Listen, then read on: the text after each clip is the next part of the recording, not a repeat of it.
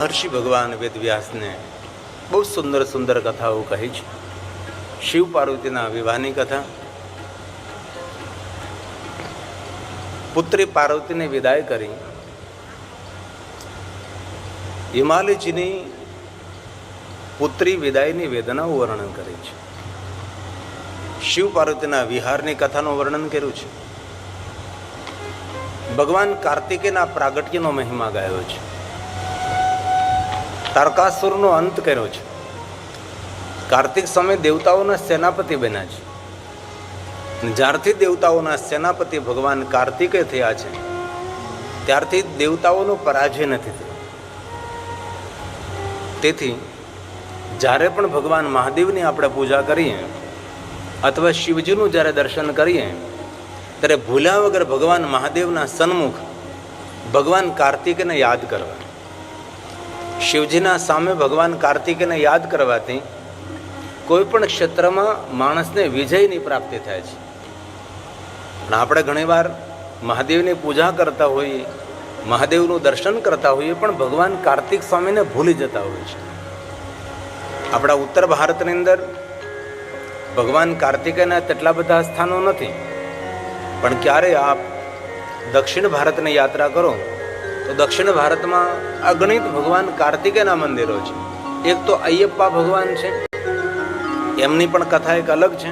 શિવ મહાપુરાણ અંતર્ગત નથી, અન્ય પુરાણ અંતર્ગત હોઈ શકે છે, પણ ભગવાન કાર્તિકેયના મંદિરો દક્ષિણ ભારતમાં અધિકમાં કોઈ પહાડ એવો નથી જે પહાડ ઉપર ભગવાન કાર્તિકેય બિરાજતા હોય છે।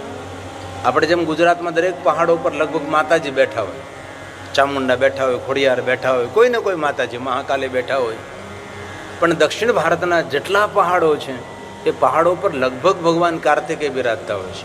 એક પણ પહાડ એવો નથી જે પહાડ પર ભગવાન કાર્તિકેયનું સ્થાપન ને મૂર્તિ અને મંદિર ન હોય।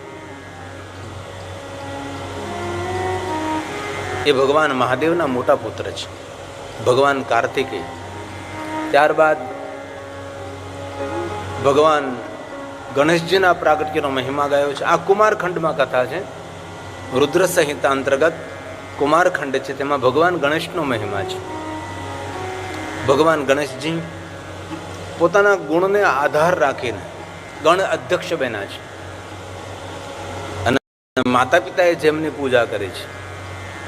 ગણેશની પૂજાનો પ્રારંભ કઈ રીતે થયો તો કે ભગવાન શિવ અને પાર્વતી તેની પહેલી પૂજા કરી છે, ત્યારબાદ દેવતાઓએ પૂજા કરી, ત્યારબાદ દેવદૂતોએ પૂજા કરી, ત્યારબાદ ઋષિમુનિઓએ પૂજા કરી છે। એટલે આ કથા ઉપરથી આપણને એક વસ્તુ જરૂર જાણી શકાય કે આપણા બાળકોને આપણે પૂજ્ય બનાવવું હોય તો આપણા ઘરથી શરૂઆત કરવી પડે। આપણા ઘરથી આપણા બાળકોનો આદર કરવો પડે, આપણા બાળકોની પ્રશંસા કરવી પડે, આપણા બાળકોને વખાણવા પડે। પણ મેં જોયું છે ઘણા મા બાપને આદત હોય છે કે કોઈ મહેમાન આવે તો પોતાના બાળકોને વખોડતા હોય છે, વખાણતા ના હોય, પોતાના બાળકોને અપકીર્તિ કરતા હોય છે। મારો દીકરો ભણતો નથી, મારી દીકરી ભણતી નથી, ધ્યાન રાખતી નથી। શા માટે ભાઈ? આપણા જ બાળકોને આપણે વખાણ કરીએ, આપણા જ બાળકોને આપણે નિંદનીય બનાવી તો લોકોને તો એવું સાંભળવું છે ને તે ગમે એવા છોકરા આપણા છે પણ આપણા છે, હંમેશા તેની પ્રશંસા કરો, હંમેશા તેને વખાણ કરો। કોઈ પણ મહેમાન આવે આપણા બાળકોની કુટેવોને જાહેર નહીં કરો, એ આપણા છોકરાઓ છે ને, અને આપણી પ્રતિકૃતિ છે, આપણી જ મૂર્તિ છે, કારણ કે જેવું આપણું બાળપણ હતું એવું જ એનું બાળપણ હોઈ શકે છે। તેથી આવી આદત મા બાપે છોડી દેવી જોઈએ।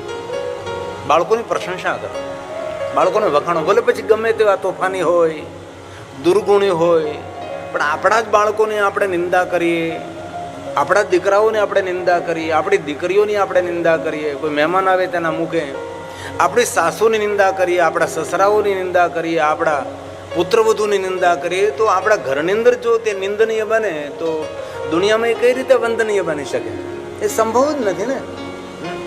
તેથી પહેલાં તો આપણા પરિવારને આપણા ઘરે વંદનીય બનાવો।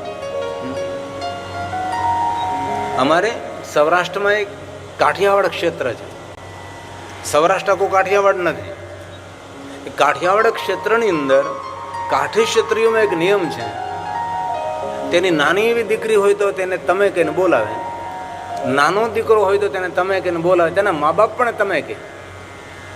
ભાવલુભાઈ તમે, વલ્કુભાઈ તમે, ઘરથી જ તમે કહેવાની શરૂઆત કરે છે.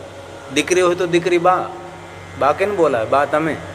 ઘરે પણ જેની દાદી હોય, તેનો દાદો હોય, એ પણ પોતાના બાળકોને તમે કહીને બોલાવે છે. એ પણ પોતાની દીકરીને તમે કહીને બોલાવે. શા માટે ભાઈ? તમે કહેશો તો આજુબાજુના પડોશી લોકો પણ તેને સન્માનથી બોલાવશે ને. એનું નામ હોય કોઈ ને આપણે બોલાવી અન્ય શબ્દોથી તો એ ટેણીઓ જ રહે પછી. તેથી આપણા બાળકોને આપણે જો સન્માનિત બનાવવું હોય તો આપણા ઘરથી આપણે શરૂઆત કરવી પડશે. આ ભગવાન ગણેશનું ચરિત્ર સમાજને મોટો સંદેશ આપે છે.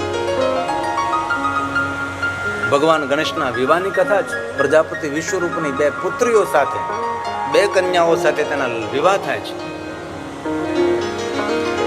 અને શુભનો મહિમા છે, લાભનો મહિમા છે. પહેલા લાભ નહીં, ઘણા ઘરની અંદર લખાયું લાભ અને શુભ.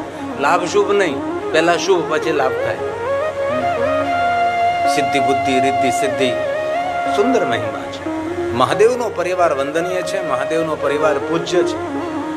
દુનિયામાં કોઈ એવા દેવતાનો પરિવાર નથી કે જે પરિવારની સંપૂર્ણ પરિવારની પૂજા થતી હોય.